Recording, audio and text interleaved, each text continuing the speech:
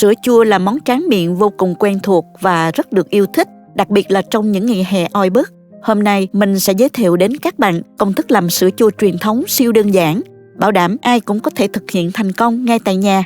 Sữa chua làm ra có độ mềm mịn, hương sữa thơm nhẹ nhàng, vị chua ngọt hài hòa, ăn rất dễ chịu. Món này mình dùng để tráng miệng, ăn xế hay làm sẵn để ngăn mát tủ lạnh dùng dần đều rất tiện.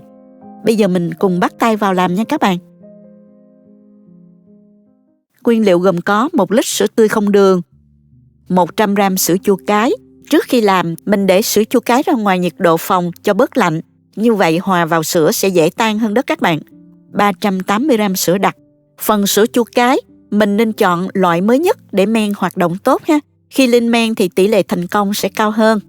Với sữa chua cái, mình dùng loại Danone Ghee Blend. Các bạn nên chọn loại sữa nguyên kem whole milk. Như vậy độ đạm cao hơn nên sữa chua sẽ béo hơn và khả năng làm thành công sữa chua úp ngược cũng cao hơn. Phần sữa đặc mình nên dùng sữa đặc ông Thọ nhãn xanh dương là ngon nhất nha. Nếu không có thì mình dùng nhãn đỏ cũng được. Mình không nên dùng sữa đặc màu vàng hoặc là sữa ngôi sao phương Nam, sữa dùng cho pha chế vì độ đạm và độ đặc thấp hơn làm sữa chua khó thành công và khó úp ngược đó các bạn. Mình dùng hũ 150 đến 180 ml là vừa ha. Trước khi làm sữa chua, mình tiệt trùng tất cả dụng cụ, nồi, chén và các hũ đựng sữa chua bằng nước sôi ha. Bước này rất quan trọng để những men vi khuẩn vô tình bám trên dụng cụ không ảnh hưởng đến quá trình lên men. Các bạn nhớ tiệt trùng kỹ để tránh sữa chua bị nhớt nha. Với hũ thủy tinh, mình có thể rửa sạch úp ngược trong lò nướng rồi sấy cho khô ráo để tiệt trùng. Cho 1 lít sữa tươi không đường vào nồi. Thêm 380 g sữa đặc, tức là 1 lon sữa đặc đó các bạn. Sau đó mình thêm 1 lon nước sôi để tráng hết phần sữa đặc còn ở trong lon ha. Bạn nào không thích ăn ngọt thì mình có thể giảm phần sữa đặc xuống còn nửa lon và mình không cho thêm nước nha. Khuấy đều cho sữa tan rồi mình đun trên lửa vừa đến khi hỗn hợp đạt khoảng 70 độ ha. Sữa lúc này nóng nè, có bốc khói nhưng mà không được sôi nha các bạn. Tốt nhất các bạn nên dùng nhiệt kế để kiểm tra nhiệt độ cho chính xác. Như vậy làm sữa chua sẽ có tỷ lệ thành công cao hơn. Đun nóng sữa lên khoảng 70 đến 80 độ. Các bạn đừng có bỏ qua nha. Khi sữa nóng thì cấu trúc protein sẽ thay đổi. Đến lúc lên men, các protein này liên kết với nhau tốt hơn, giúp sữa chua đông chắc, mịn và ít bị tách nước hơn. Đồng thời bước này cũng giúp làm giảm bớt vi khuẩn lạ trong sữa và trên dụng cụ tiếp xúc, làm cho mẻ sữa chua ổn định hơn. Ngoài ra, khi sữa còn ấm, sữa đặc cũng hòa tan tốt hơn, hỗn hợp đồng nhất hơn nên thành phẩm sẽ mịn và mượt hơn đó các bạn. Sau khi đun xong, mình để hỗn hợp sữa nguội xuống khoảng 42 đến 45 độ, rồi mình mới cho men cái vào nha. Nếu sữa chua còn quá nóng mà mình cho men vào thì men sẽ chết đó các bạn. Sữa chua sẽ khó đông, nhớt và dễ tách nước. Cho 100 g sữa chua cái vào, rồi mình khuấy nhẹ nhàng nhưng thật đều tay ha, để sữa tươi và men hòa tan vào nhau ha. Mình khuấy thật kỹ để chỗ nào trong hỗn hợp cũng có men nha các bạn. Như vậy sữa chua sẽ lên men đều và thành phẩm sẽ đặc và đẹp, úp ngược được luôn. Men cái sau khi để ở nhiệt độ phòng đã bớt lạnh và loãng hơn rồi, thì lúc này hòa tan vào sữa sẽ dễ hơn. Bạn nào kỹ hơn có thể cho men qua rây để hỗn hợp được mịn hơn nha. Sau khi hòa tan men xong thì mình đổ hỗn hợp qua rây vào ca có phễu để mình rót cho dễ ha. Nếu thấy có bọt thì mình hớt bọt để thành phẩm được mịn màng bề mặt, nó sẽ đẹp hơn nha. Khi rót vào hũ thủy tinh, mình nghiêng hũ và rót theo thành hũ để mặt sữa chua được mịn nè.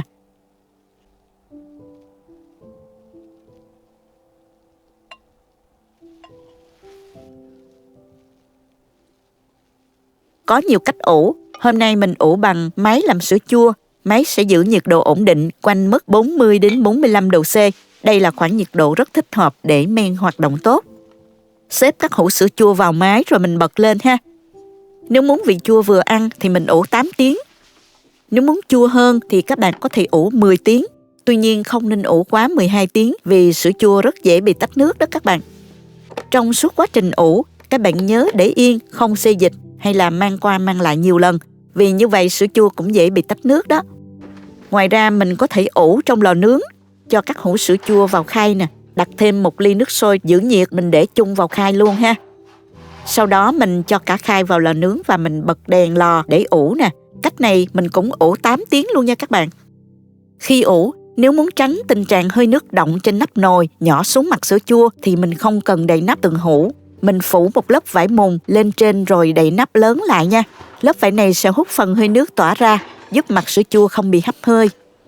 Sữa chua sau khi ủ xong và đặt lại không bị tách nước. Nếu có chút nước trên mặt thì đó là do hơi nước trên nắp nhỏ xuống, không phải sữa chua bị lỗi đâu nha các bạn. Đây là thành phẩm mình làm trong lò, thành phẩm đông tốt và úp ngược được này các bạn. Bề mặt tráng gương, nhìn thích ha. Ủ xong thì mình cho sữa chua vào ngăn mát tủ lạnh ngay để làm chậm quá trình lên men, giữ cho sữa chua không bị chua quá và bảo quản được lâu hơn. Sau khi để tủ lạnh được 3 đến 4 tiếng là sữa chua ăn rất ngon rồi. Còn đây là thành phẩm làm bằng máy, cũng rất ngon luôn. Mình múc thử lên nè. Sữa chua đặc, mềm mịn, không bị vữa. Ngay cả phần sữa chua trên muỗng cũng có thể úp ngược mà không bị rớt xuống luôn. Mình ủ 8 tiếng rưỡi nên sữa chua có vị ngọt thanh, chua vừa phải, ăn rất ngon. Phần sữa chua này cũng béo thơm vì mình làm bằng sữa nguyên kem đó, nên thành phẩm ngon và tốt cho sức khỏe nữa các bạn. Vậy là món sữa chua truyền thống đã hoàn thành rồi. Bề mặt sữa chua láng mịn, trắng gương nhìn rất đẹp. Chúc các bạn làm thành công món sữa chua nguyên chất này nha. Có thắc mắc hay phản hồi gì, xin các bạn nhớ để lại bình luận cho mình biết. Xin chào tạm biệt và hẹn gặp lại các bạn trong những video kỳ tới. Cảm ơn các bạn đã theo dõi video. Nếu thích cách mình chia sẻ, nhớ gửi cho bạn bè cùng xem, bấm like và đăng ký kênh để xem nhiều món ăn mới của mình. Các bạn cũng có thể truy cập website cobaminhdương.com để xem công thức nấu ăn dưới dạng bài viết. Mình sẽ vào bếp và làm một món bánh tráng miệng cổ điển nhưng luôn được yêu thích. Đó chính là bánh flan. Món bánh này có độ mềm mịn, tan chảy trong miệng và hương vị ngọt ngào béo ngậy của sữa và trứng, hòa quyện cùng lớp caramel thơm lừng. Với công thức này, bánh không hề bị tanh mùi trứng, núng nính và mềm thơm, lại còn bổ dưỡng nữa. Bạn nhỏ nào cũng mê luôn. Chắc chắn bạn sẽ ngạc nhiên với sự đơn giản và làm thành công ngay từ lần đầu tiên. Nào chúng ta bắt đầu thôi nào. Chúng ta có thể xem những thành phần nguyên liệu chi tiết, hình ảnh nguyên liệu cụ thể để thực hiện món này ở cuối video, hoặc tham khảo những dụng cụ nhà bếp mình hay sử dụng bên dưới phần mô tả của video. Để làm bánh flan, mình chuẩn bị khuôn. Có nhiều loại khuôn khác nhau. Ở đây mình có khuôn nhựa có dung tích là 50ml, có khuôn 70 hoặc 100ml nữa. Khuôn nhựa này chịu nhiệt và có thể hấp trong nồi, đổ vào khuôn nhỏ để dễ bảo quản và tiện lợi trong quá trình sử dụng. Ngoài ra mình còn dùng khuôn bánh bằng sứ như thế này. Khuôn này không có nắp, lát nữa mình bịt lại bằng giấy bạc hen. Rửa sạch khuôn nè, tráng bằng nước sôi và để ráo cho bánh của mình bảo quản được lâu hơn đó các bạn. Đầu tiên thì mình sẽ làm caramel. Cho 100g đường và 50ml nước vào nồi. Thêm một ít nước cốt chanh để không bị lại đường. Đun với lửa vừa, không khuấy nha.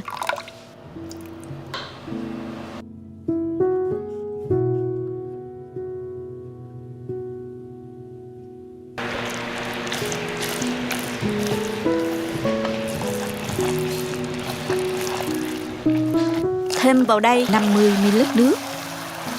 Khi đường tan hết và chuyển sang màu nâu cánh gián thì các bạn tắt bếp. Đổ nhanh caramel vào các khuôn bánh, láng đều đáy khuôn.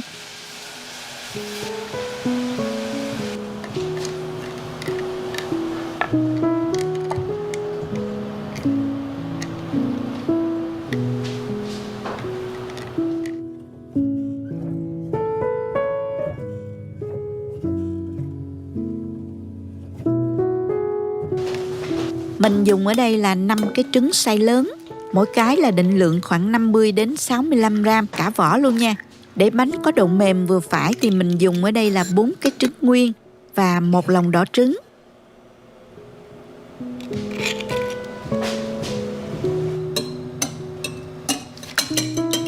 Cho trứng vào một cái tô nè, đánh tan theo một chiều, nhẹ nhàng để không tạo bọt quá nhiều nha các bạn. Mình vớt bớt bọt. Dùng một cái nồi nhỏ đổ vào đây 160g sữa đặc và 500ml sữa tươi không đường. Khuấy đều cho sữa đặc tan. Bật bếp và mình nấu cho đến khi hỗn hợp sữa ấm dần. Thử nhiệt độ sữa bằng cách nhỏ lên mu bàn tay. Thấy ấm ấm là được nha các bạn. Không được nấu sữa quá nóng.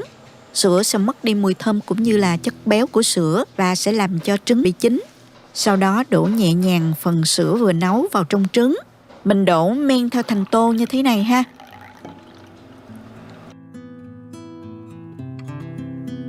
Sau đó mình thêm 1 muỗng cà phê tinh chất vani cho bánh flan thơm hơn nha.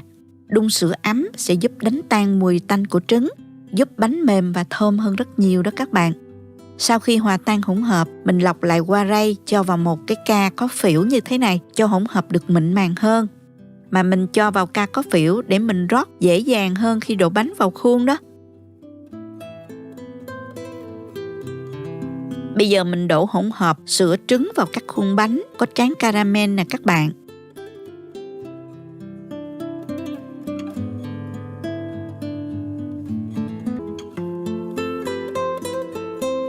Đổ từ từ men theo thành khuôn nha.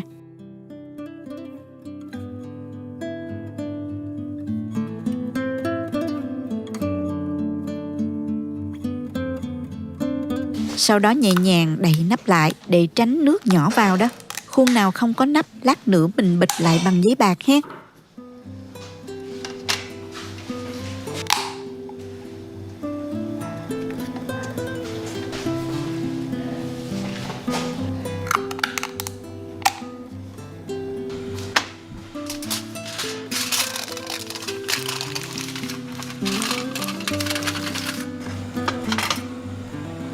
Bây giờ mình cho bánh vào xửng hấp nha. Các bạn có thể chồng nhiều lớp như thế này. Đặt nồi nước lên bếp đun cho nước sôi. Sau đó hạ lửa nhỏ nhất cho nước sôi nhẹ, sủi tăm như thế này là được ha. Hấp cách thủy khoảng 30 đến 40 phút hoặc các bạn có thể nướng bánh trong lò, làm nóng lò ở nhiệt độ 150 độ C. Đặt khuôn vào khay nước nóng, nướng cách thủy khoảng từ 30 đến 40 phút. Kiểm tra bánh chín bằng cách xăm tăm vào bánh. Nếu tăm rút ra sạch là bánh đã chín rồi đó bạn. Để bánh nguội hẳn, sau đó cho vào tủ lạnh ít nhất là 2 giờ trước khi thưởng thức nha.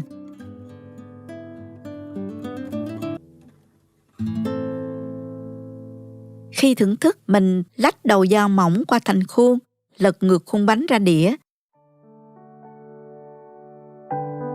Bánh flan khi hoàn thiện có vẻ ngoài rất bắt mắt. Bên trên lớp caramel bóng mịn, màu nâu cánh gián đẹp mắt phủ đều lên mặt bánh, tạo ra một lớp áo đẹp và ngọt ngào.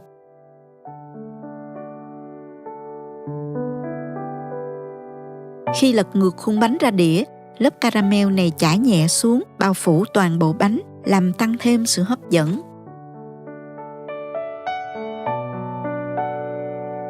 Mình thưởng thức tuyệt vời nhất khi thêm đá xay, một chút nước cốt dừa béo béo và một ít cà phê đen thơm lừng. Phần bên ngoài của bánh flan có màu vàng nhạt, mịn và đều màu. Khi cắt vào bên trong, bạn sẽ thấy bánh flan có kết cấu mịn màng, không bị rỗ hay là lỗ nhỏ, chứng tỏ bánh đã được hấp hoặc là nướng đúng cách. Bạn sẽ cảm nhận được độ mềm mịn tan chảy ngay trong miệng, khiến cả nhà ai cũng thích mê. Chúc các bạn thành công và làm bánh flan thật ngon cho gia đình mình thưởng thức nhé. Cảm ơn các bạn đã theo dõi video. Nếu thích cách mình chia sẻ, nhớ gửi cho bạn bè cùng xem, bấm like và đăng ký kênh để xem nhiều món ăn mới của mình. Nếu thấy video thực sự hữu ích, bạn có thể gửi tặng ekip thực hiện một ly cà phê bằng nút Super Thanks hình trái tim ngay bên dưới video. Các bạn cũng có thể truy cập website cobabinhdương.com để xem công thức nấu ăn dưới dạng bài viết. Chào tạm biệt và hẹn gặp lại các bạn trong video kỳ tới nha.